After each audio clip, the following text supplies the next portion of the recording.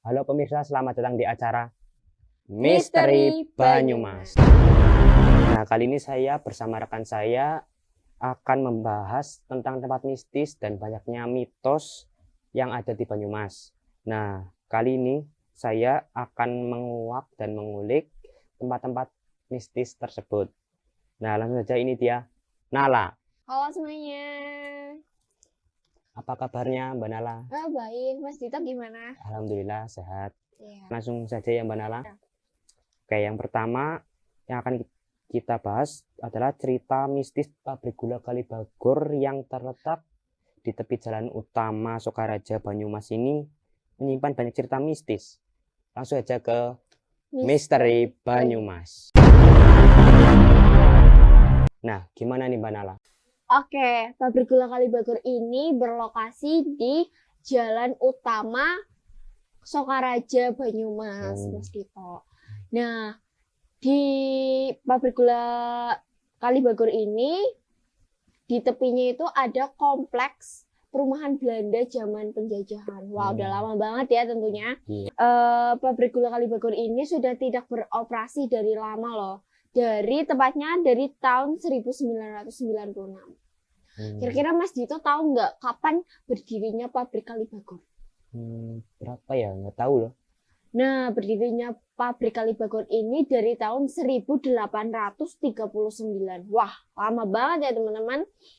Nah, tidak berpenghuni selama bertahun-tahun membuat berbagai tumbuhan itu ilalang. Banyak banget di area pabrik Kalibagor ini. Penerangan yang minim ya, Mas Dito. Penerangan yang minim dan cerita mistis yang beredar di kalangan masyarakat ini makin banyak. Karena kan udah kosong lama gitu. Meskipun sekarang tuh bangunannya sudah mungkin direnovasikan, tapi cerita mistisnya tuh tetap mengental. Iya. Salah satunya itu banyak orang yang uji nyali dan mengaku melihat Nona Londo atau Nona Belanda, teman-teman. Nah, juga seperti yang dikatakan Om Hao bahwa tanah yang berada di tempatnya di pabrik Kalibagor itu tanah yang sudah mungkin didoakan atau tanah yang sudah, aku juga kurang tahu. Ya, pokoknya konon di tanah tersebut barang siapa yang mau mencuri atau berbuat jahat itu akan kena sial atau mungkin kecelakaan atau mungkin sakit dan lain hal. Ya, emang kita tidak boleh berbuat jahat ya teman-teman. Nanti mesti juga ada imbasnya, betul. Nah, juga konon katanya nih Mas Dito, di dalam kompleks pabrik Kalibagor ini terdapat kuburan. Iya. Nah, kuburan ini dahulunya adalah kuburan para pegawai dari pabrik tersebut. Begitu. Ya, mungkin itu menambah kisah mistis ya di situ. Karena kan mungkin udah lama. Dan informasi sekarang kini pabrik gula Kalibagor ini sekarang menjadi pabrik garmen, Mas Dito. Garmen. Iya, diubah menjadi pabrik garmen.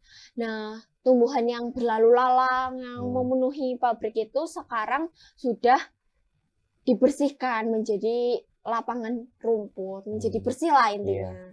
Dan sekarang tembok yang udah usang nih karena bertahun-tahun sudah renovasi. Iya. Jadi begitu. Wah, menarik ya ceritanya. Iya.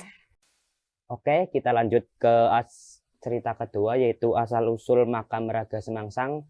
Langsung ke Misteri Banyumas. Nah, jadi gini Mas Dito. Bagi warga Purwokerto, mesti nggak asing ya Mas Dito dengan bangunan kotak yang berada di pertigaan Jalan Raga Semangsang. Mas Dito tahu nggak sih kalau ternyata bangunan tersebut adalah makam? Oh, makam tuh. Mas Dito baru tahu ya. Iya, betul. Nah, jadi bangunan tersebut adalah sebuah makam teman-teman yang berada di pertigaan Raden Jalan Semangsang yang di dekat alun-alun. Nah, konon itu adalah makam dari Raden Pekih. Ya, kita masuk ke masa lalunya ya. Nah, konon ya Mas Dito, Hmm. bangunan tersebut adalah bangunan makam dari Raden Pekih yang menganut ilmu rawa rotek. Hmm. Nah, Raden Pekih sendiri ini adalah dulunya konon adalah seorang penjahat yang susah dikalahkan. Oh. Lalu Raden Pekih ini akhirnya bisa dikalahkan oleh sang itu, yaitu Raga Semangsang, Raden Raga Semangsang, teman-teman.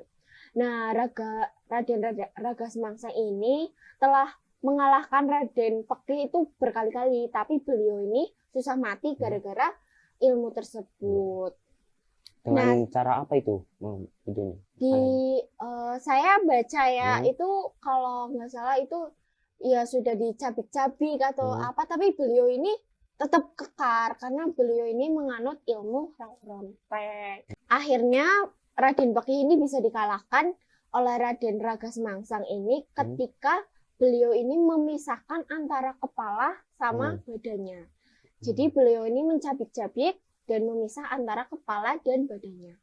Dan itu Raden Pekih baru meninggal dunia. Sebelumnya itu memang susah bersatu dengan tanah, makanya nggak bisa dibunuh. Iya, makanya Raden Pekih ini susah mati dan dikubur di area tersebut.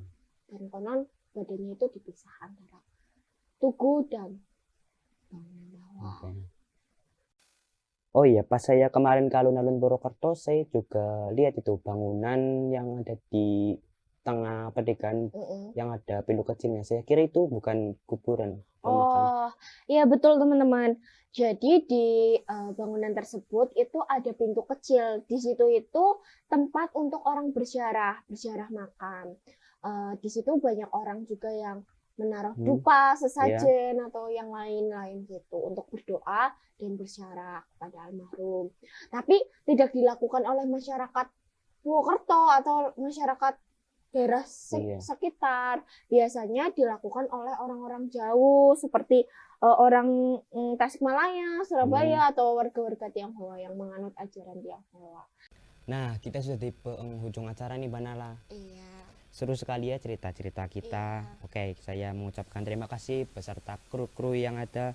Saya Dito dan Nala pamit undur diri. Banyumas TV, TV Neinyo. Ya, begitu Mas Dito. Kita nggak ada syuting behind the scene ya. Tolong Mbak Mai ini suruh syuting Mbak Mai behind the scene, Mbak. Behind the scene, cepat. Ningguri kamera. Syuting behind the scene. Orang nganggo HP.